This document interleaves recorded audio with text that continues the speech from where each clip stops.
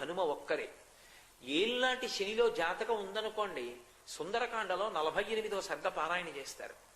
48వ సర్గ పారాయణ చేస్తే ఏళ్ళనాటి శని యొక్క ఉపద్రవం కూడా ఉపశమిస్తుంది. హనుమ పేరు చెప్పి హనుమకి పూజ చేస్తే వెంటనే శనీశ్వరుడు కూడా తన యొక్క విశేషమైనటువంటి శక్తిని తగ్గించేస్తాడు. తగ్గించి జాతకుడికి శాంతి కలిగేటట్టుగా చేస్తాడు.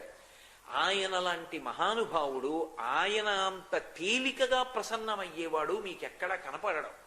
హనుమ విషయంలో మీకు ఎదురుగుండా ఒక మూర్తిని కూడా పెట్టి పూజ చెయ్యక్కర్లేదు.